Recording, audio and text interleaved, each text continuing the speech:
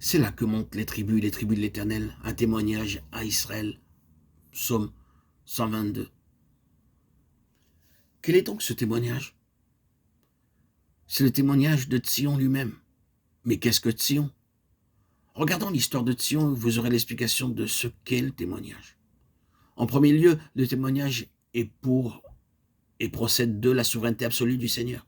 Et dans notre propre temps, il signifie le Seigneur Jésus. C'est là où le témoignage commence.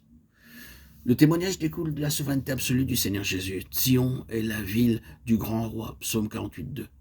David vivait dans Sion, Salomon vivait dans Sion. Considérons très brièvement son histoire. Vous vous rappelez probablement que la première mention de Jérusalem dans Genèse 14-18 était en relation avec Melchisédek qui était roi de Salem. C'est le premier nom de Jérusalem. Melchisédek était prêtre du Dieu très haut, mais il est aussi roi de Salem. La première mention de Sion, où Jérusalem est liée à la royauté en relation avec le sacerdoce. Ensuite, nous voyons que Sion était la citadelle, ou la forteresse de Jérusalem qui était entre les mains des Jébusiens. Elle fut appelée en premier lieu Jébu, le bastion des Jébusiens. Elle fut entre les mains des Jébusiens durant toute la période des juges, le règne de Saül et le règne de David à Hébron. Quand tout Israël vint à Hébron faire de David leur roi, doublement établi dans son royauté, alors il est allé à Jébu et a alors lancé ce défi à ses puissants hommes. Quiconque battra le premier, les Jébusiens sera chef et prince. 1 Chroniques 11:6. Joab monta le premier, mais c'était une forteresse qui était considérée absolument inexpugnable par les Jébusiens, car ils disaient l'aveugle et le boiteux sont suffisants pour défendre tout cela. Or, ce n'est pas seulement une histoire. Il y a quelque chose dans tout cela qui renferme une immense signification et qui nous concerne, vous et moi. L'établissement du Seigneur Jésus dans la souveraineté absolue n'est pas un jeu d'enfant.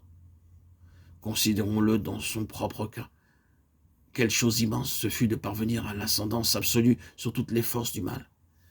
Quelle prise les forces du mal avaient sur la citadelle de l'âme de l'homme sur ce monde. Une telle emprise faisait dire à l'ennemi que sa position était inexpugnable. Et nous savons ce qu'il y a dans tout cela. Est-ce que vous n'avez jamais été battu par un ennemi fortement retranché dans une vie?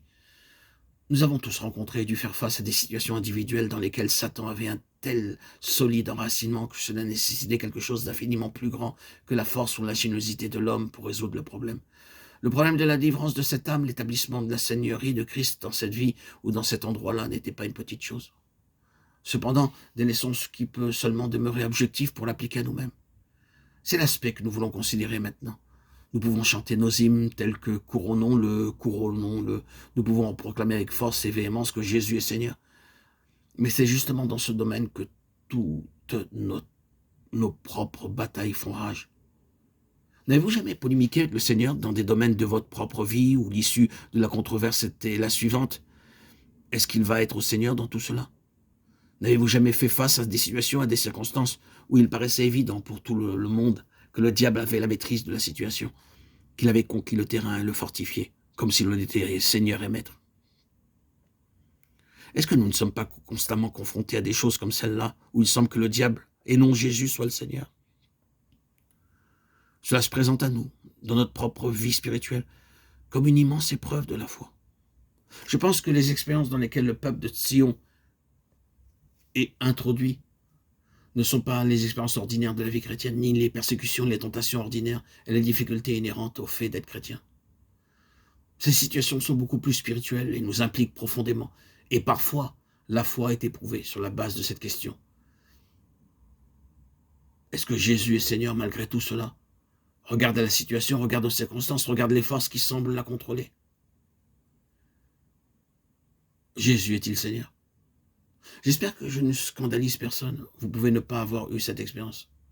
Dans ce cas, ne soyez pas scandalisés, ne vous inquiétez pas de cela. Mais certains savent de quoi je veux parler, car ils ont été dans le tourbillon de ces épreuves spirituelles, soulevant la question de savoir si après tout le Seigneur était réellement Seigneur.